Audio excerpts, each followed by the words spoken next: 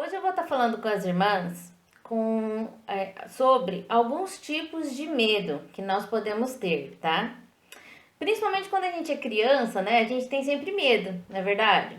Aquele medo do escuro, ou então quando a gente acorda de noite, né? Daquele medo, parece que a gente tá sozinha. Aí a gente corre lá pra cama da mãe da gente, né? Acorda todo mundo lá e enfia no meio lá, né? Então às vezes a gente tem esse tipo de medo. Na verdade, as pessoas têm vários tipos de medo, né? Eu, por exemplo, quando eu era criança, e eu acredito que até hoje, assim, se for um cachorro meio bravo, eu tenho medo de cachorro, né? Eu também conheço pessoas que têm medo de insetos, ou medo de uma barata, medo. Eu conheço uma pessoa que trabalhou comigo que era incrível, porque a gente trabalhava numa fazenda, no escritório, e sempre entrava borboleta no escritório, e ela morria de medo de borboleta. Então imagina a situação, entrava uma borboleta e virava aquele alvoroço, né, dentro do escritório. Então, na verdade, mas todas nós temos medo, né? Nós temos aí hoje, né, estamos convivendo com a presença desse coronavírus, né, que tem causado tanto temor em tantos corações, na verdade. Tem ceifado pessoas e realmente, né, a gente fica com temor mesmo de pegar esse vírus. Então, todas nós, na verdade, cada uma tem um tipo de medo, né? Se você não sentiu, você vai sentir algum dia algum tipo de medo, né? Como eu já senti e às vezes ainda sinto medo de alguma coisa. Eu quero falar para vocês, irmãs, sobre uma pessoa na Bíblia que sentiu muito medo. Essa pessoa sentiu medo, ela sentiu insegurança, ela sentiu tristeza, ela sentiu ansiedade. Sentimentos que todas nós, né, sentimos em algum momento das nossas vidas. Eu quero falar sobre Sara, né? Eu quero falar um pouco sobre a vida de Sara. Então eu peço para as irmãs, né, abrirem suas Bíblias em Hebreus 11:11. Nós vamos estar lendo apenas um versículo nessa passagem. Hebreus 11:11.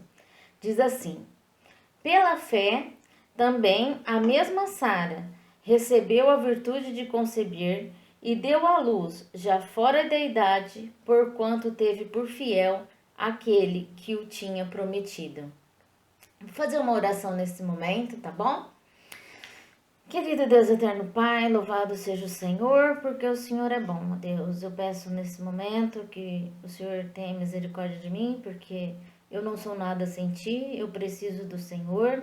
E ajuda, Pai, que esse estudo venha de encontro com as necessidades de cada irmã, cada pessoa que está conosco, Deus. Por favor, ajuda pelo Teu poder e que da minha boca, Pai, venha sair somente aquilo que Te agrada, porque o principal é honrar a Ti, ó Deus. Muito obrigada por tudo, obrigada por essa oportunidade de Te servir. Em nome de Jesus, que eu oro e agradeço.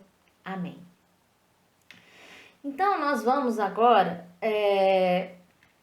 ver um pouco da vida de Sara.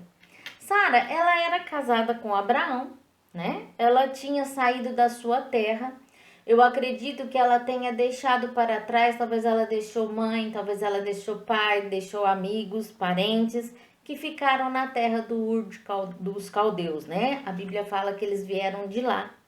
E eles vão para Arã, depois eles vão para Canaã, né? E ela sempre tá ali acompanhando o seu esposo. Essa história, irmãs, passa há mais de 2000 anos antes de Cristo, né? Antes da primeira vinda do Senhor Jesus à Terra. Ela era, irmã Sara, uma mulher, irmãs, uma mulher muito bonita, mas ela era estéril, o que a impedia de ter uma vida plena. Naquela época, a mulher que não podia ter filhos, ela não era bem vista pela sociedade. Ela era vista como uma pessoa que não tinha sido abençoada por Deus, né? E por conta disso, nós vamos ver várias atitudes negativas na vida de Sara. Uma dessas atitudes negativas que ela tinha, uma atitude negativa na sua vida, foi quando Sara mentiu. E ela mentiu por 2 vezes sobre sua condição de esposa de Abraão, para 2 reis. Ela disse que era irmã dele. Na verdade, ela era meio irmã dele, a Bíblia diz, né? Mas ela omitiu que era sua esposa. E ela pecou quando ela omitiu o seu estado de esposa. Nós sabemos, eles tiveram medo, né? Tanto ela quanto Abraão, de serem mortos, né? Mas eles não confiaram em Deus naquele momento, né? Que Deus os protegeria. E eles mentiram.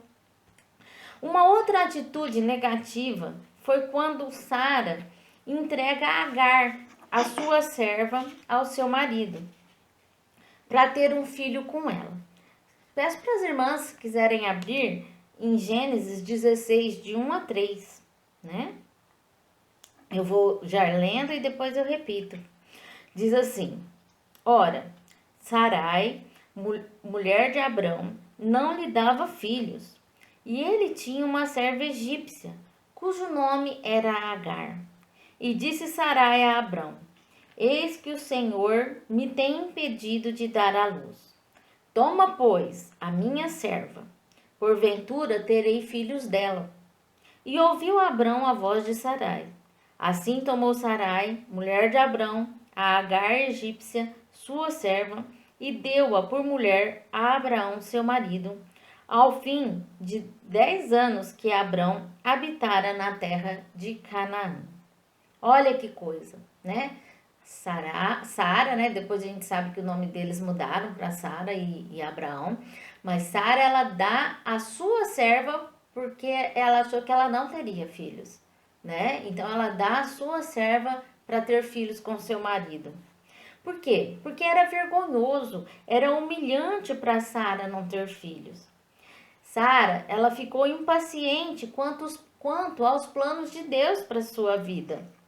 Depois, Sara sente ciúmes, olha que coisa, de Agar por ter dado o filho a Abraão, né? Olha a contradição. Ela que deu a serva para Abraão e depois ela sente ciúmes porque ela tinha dado um filho para ele, né? Até que nessa época, porque a Bíblia fala que Ismael, né, que era o filho de Agar, ele estava zombando de Sara. A gente não sabe exatamente o que ele estava fazendo, mas ela fica irada, né? Ela com aqueles ciúmes, que ela fica nervosa. Ela já tinha até Isaac nessa época, e ela chega para o seu esposo e diz que é para mandar Agar e seu filho ir embora.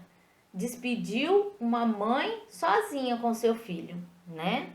Então, outra atitude negativa de Sara foi a sua impaciência. Podemos dizer também, né, a sua ansiedade. Ela sabia da promessa de Deus. Deus faria através deles uma grande nação.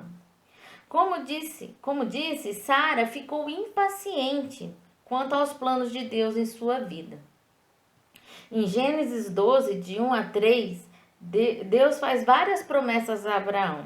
Ele diz assim: Ora, o Senhor disse a Abraão: Sai-te da tua terra, da tua parentela e da casa de teu pai, para a terra que eu te mostrarei, e far-te-ei uma grande nação. Não tem como fazer uma grande nação se não nascer um filho, não é verdade? E abençoar-te-ei e engrandecerei o teu nome, e tu serás uma bênção. E abençoarei os que te abençoarem, e amaldiçoarei os que te amaldiçoarem. E em ti serão benditas todas as famílias da terra. Eu fico imaginando a jovem Sara, né? O desejo dela de ser mãe. Eu me coloco no lugar dela. Até eu quero abrir um parênteses aqui em relação a essa situação da gente se colocar no lugar do outro, né? A gente tem ouvido muito sobre empatia, que é você sentir a dor do seu próximo, você se coloca no lugar do seu próximo. E eu acho isso muito importante, irmãs, para nós que somos cristãos. Nós estamos vivendo um período muito complicado, né? Eu já falei sobre o coronavírus. Muitas almas, né, estão sendo ceifadas, muitas vidas. Nós temos que realmente orar pelas pessoas que têm perdido seus entes queridos. Nós temos que orar pelos profissionais da saúde. Nós temos que rogar ao nosso Deus. Ele pode, né, sarar a nossa terra, né? Ele pode, ele é soberano. Nós sabemos que se ele quiser, ele pode. Nós, né, não estamos, como diz outra, tirando a soberania de Deus, mas nós precisamos rogar a ele, irmãs. Nós precisamos rogar que ele dê sabedoria para o homem, para fazer essa vacina, né? Nós temos que rogar. Se ele quiser, ele faz assim e esse vírus vai embora. Eu creio nisso, né? Eu estava até lendo, estudando para poder dar palestra para as irmãs, e no Salmo 24:1, eu li esse salmo hoje, fala assim: do Senhor é a terra e a sua plenitude, o mundo e aqueles que nele habitam. Então Deus, ele está no controle de todas as coisas, e como é bom, como é maravilhoso, né? Mas nós temos que ter essa empatia, nós temos que ter esse sentimento de pesar, lógico, orando e confiando, pedindo a Deus conforto a essas famílias. Lembra lá a história de Lázaro, quando Lázaro morreu? Jesus chorou, né? É o versículo lá pequenininho, né? Jesus chorou. E ele chorou por quê? Porque ele se compadeceu das irmãs de Lázaro, Marta e Maria. Elas estavam tristes. E Jesus, ele teve aquela empatia, né? Por aquelas irmãs. Mas é só um parênteses que fiz aqui agora, mas vamos voltar à questão de Sara, né? Então ela tinha aquele desejo de ser mãe. Como eu disse, eu me coloco no lugar dela. Na minha vida, assim que eu me casei, eu já me casei um pouco tarde, né? E aí eu tinha aquele desejo de ser mãe. Mas não foi assim rápido para eu engravidar, né? Demorou um pouquinho. Perto de Sara não foi quase nada, né? Mas eu esperei por 5 anos o nosso filho, né? Inclusive, quando estava até assim, desistindo, eu falei, eu vou ter que procurar um médico. O pastor Aguinaldo falou, a gente vai ter que procurar um médico, né? Para ver se existe algum tratamento, quem que tinha problema. E eu engravidei, né? Antes de ir pro médico, né? Então, louvo a Deus por isso, porque é uma alegria muito grande quando a gente pega o nosso filho no colo. A gente esquece tudo que a gente passou na gravidez, inclusive, né? Fica tudo para trás, porque é tão maravilhoso quando a gente pega aquele bebezinho no nosso colo, né? E a gente olha assim, a gente pensa, será que eu vou dar conta de cuidar dele, né? Eu acho que passa isso na cabeça de toda mãe, né? É verdade? Agora eu fico imaginando Sara, né? Sara, ela viu várias mulheres, né, que se casaram ao mesmo tempo que ela, tendo filhos.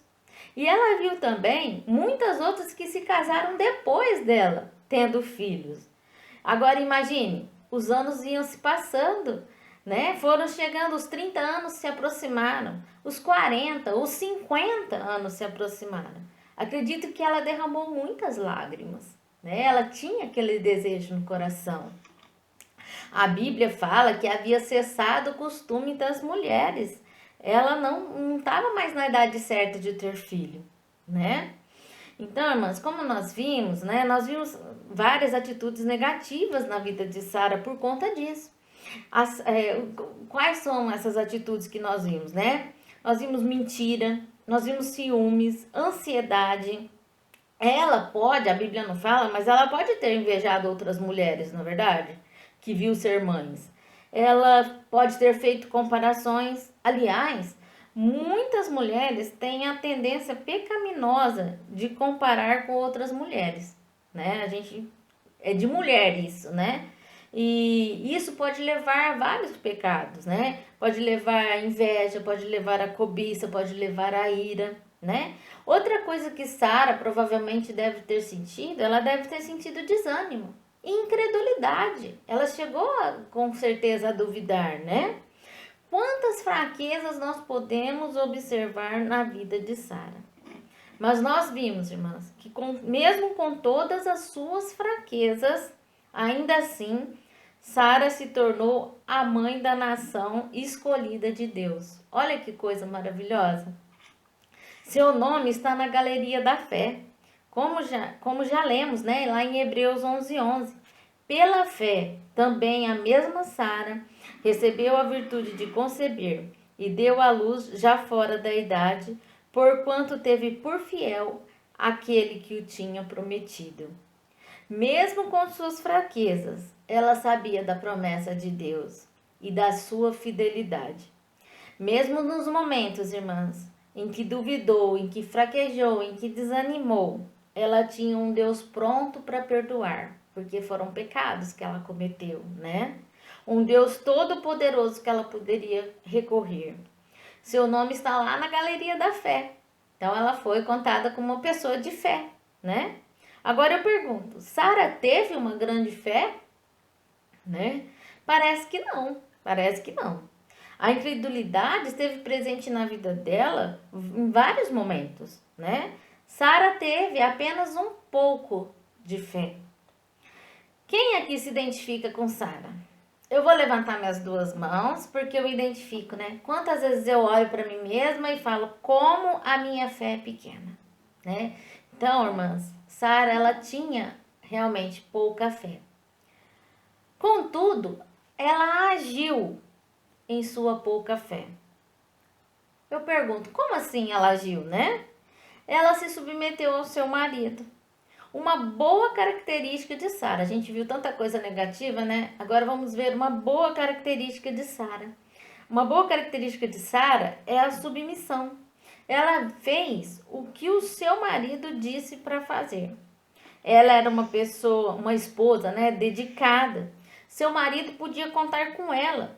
Tanto que ela concordou com ele quando ele pediu para mentir, né? Que ela não era esposa dele, não é verdade? Ela não fez certo, ela mentiu, nós sabemos. Mas ela fez isso em concordância com ele, né? Ele pôde contar com ela. Ela seguiu seu marido. Como nós vimos lá atrás, ela deixou toda a sua parentela.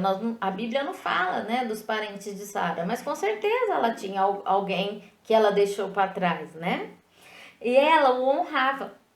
Ela honrava seu marido. A Bíblia diz, em 1 Pedro 3,6, que Sara obedecia seu marido e chamava-lhe Senhor. Olha o que eu li num livro, eu achei muito interessante. A chave para uma mulher casada ter grande fé é encontrada na submissão dela ao próprio marido. Eu vou ler de novo. Olha, a chave para uma mulher casada ter grande fé é encontrada na submissão dela ao próprio marido. Outra boa característica de Sara é a sua persistência. Ela não retrocedeu. Ela poderia ter ido embora, né? Ela poderia ter abandonado Abraão, voltado lá para sua terra, mas ela não. Ela poderia ter se rebelado, né? Agora, eu acredito que quando ela duvidava, logo ela pensava no que Deus havia prometido, mesmo que foi demorando, né? Eu gostei muito de uma definição que eu li sobre grande fé, tá? Essa daí, ó, vocês podem marcar aí se vocês estiverem anotando. Grande fé é simplesmente pouca fé revestida pela ação da obediência. Eu vou repetir. Grande fé é simplesmente pouca fé revestida pela ação da obediência. Temos aí uma equação. Quem gosta de matemática, né? Quem gosta de matemática gosta de equação. A equação é a seguinte: pouca fé mais obediência é igual a grande fé, né? Irmãs, a fé, ela é o antídoto para ter vitória sobre o medo, né? É quando colocamos a nossa pouca fé em ação, em obediência ao nosso Deus. É quando, mesmo nos momentos mais difíceis, né? Quando muitas vezes nós sentimos tomadas, né, por algum tipo de medo, pelos nossos medos, né? Mesmo quando a nossa fé é pequena, né? Nós, mesmo assim, a gente pega aquela força lá do fundo, aquela força que a gente sabe que vem de Deus e a gente busca e confia no Senhor. A fé, irmãs, ela deve ser vivenciada no íntimo. O que é isso, né? A fé verdadeira, quando no mais profundo das nossas angústias e aflições, nós adentramos em nosso quarto, nós estamos ali sozinhas, né? Mas como a Bíblia diz, né? Em nosso aposento. E ali nós lançamos sobre nosso Deus todas as nossas ansiedades. Como é maravilhoso! E vem aquela paz no nosso coração, aquela tranquilidade no meio daquela tempestade que a gente está vivendo, no meio daquela angústia, a gente derrama lágrimas, a gente se abre ali para o nosso Deus e até muitas vezes a gente nem diz nada, dependendo do que a gente está passando, dependendo da tristeza que a gente está sentindo. A gente nem diz nada, mas o nosso Deus, ele conhece o nosso coração. Como eu disse, Jesus chorou, né? Jesus sabe quando a gente está triste e ele se compadece conosco. Isso é maravilhoso. Agora eu pergunto novamente: Sara teve uma grande fé? Sim, ela teve. Aprendemos com a vida de Sara muito sobre obediência e grande fé. Deus trabalhou muitos anos na vida de Sara. Sua fé foi recompensada. Ela foi presenteada com um dos maiores milagres que encontramos na Bíblia. Um filho que nasceu de uma mãe de 90 anos. Eu lendo lá e pesquisando sobre quantos anos Sara tinha quando Deus prometeu. Ela tinha 65 anos quando ele prometeu. Ela ficou 25 anos esperando pelo filho da promessa, né? Agora, com certeza, irmãs, ela desfrutou de uma velhice serena e com muita sabedoria, né? Deus prometeu e cumpriu sua promessa. Deus é fiel. Eu gosto demais desse versículo, que é 2 Timóteo 2,13, que fala assim: se formos infiéis, né? Ele permanece fiel, não pode negar-se a si mesmo. Ele poderia ter olhado para Sara e falado: nossa, quantas vezes ela duvidou, né? Não é verdade? Mas não, ele foi lá e cumpriu o que ele havia prometido. Olha como Deus é maravilhoso, né? Ele atendeu o seu pedido, né? A sua vergonha e humilhação foram substituídas, irmãs, pela alegria de dar à luz ao filho prometido. Como eu disse, quem é mãe sabe como é maravilhoso quando a gente pega o nosso filho, né? Pela primeira vez. Eu tenho uma foto que eu amo, que é da hora do nascimento do Timóteo, né? Aquela foto assim dele sujinho, colocado assim perto de mim. Aquilo lá é o retrato assim maravilhoso, né, daquele momento que você fala: eu sou mãe, né? É muito muito gostoso, muito bom demais, né? Então eu acredito que Sara, ela sentiu essa alegria, né? E nós, irmãs, cada uma de nós, né, tem seus medos e fraquezas. Não somos diferentes de Sara. A única diferença é que Deus falava diretamente com o marido dela lá, né? E conosco ele fala através da Bíblia Sagrada. Aliás, nós poderíamos até julgar Sara, né? Porque julgar é uma coisa que mulher gosta de fazer também, né? Então a gente poderia até falar assim: nossa, mas Deus falou diretamente com Abraão, né? Como que ela poderia, né? Mas é muito fácil julgar quando nós temos a Bíblia completa e sabemos o fim da história, né? Sara não sabia o fim da história. Nós somos privilegiadas, irmãs, por ter a palavra de Deus de Gênesis de Gênesis a Apocalipse, né? Para nos ensinar, para nos guiar. E nós podemos, pela fé, cada dia, chegar mais perto do nosso Deus. E saber que Ele está pronto a nos perdoar, restaurar e ajudar em todos os momentos das nossas vidas. E nós, como eu disse, somos privilegiadas, pois nós sabemos o fim da história, não é verdade? Cristo já nos deu a vitória lá na cruz do Calvário. Um dia, todas nós vamos encontrá-lo. E não haverá mais o poder do pecado em nossas vidas. E Deus enxugará de nossos olhos toda lágrima. Que alegria! Poderia ser hoje, né, irmãs? Ouvir a trombeta tocar e ver Jesus rasgando os ares. Eu acho que é o maior desejo do meu coração. Seria muita alegria se fosse hoje. Mas eu pergunto, né? Se você que está aí me ouvindo, você ainda não depositou ainda a sua fé, né? Nem que seja pequena, né? Aquela fé que Deus vai transformar, né? Se você não depositou a sua fé em Cristo, saiba que Ele se entregou por você na cruz do Calvário. Ele morreu e ressuscitou pelos meus pecados, pelos seus pecados e de toda a humanidade. Deposite a sua fé em Cristo. Entregue a sua vida nas suas mãos. Ele te ama e quer te salvar.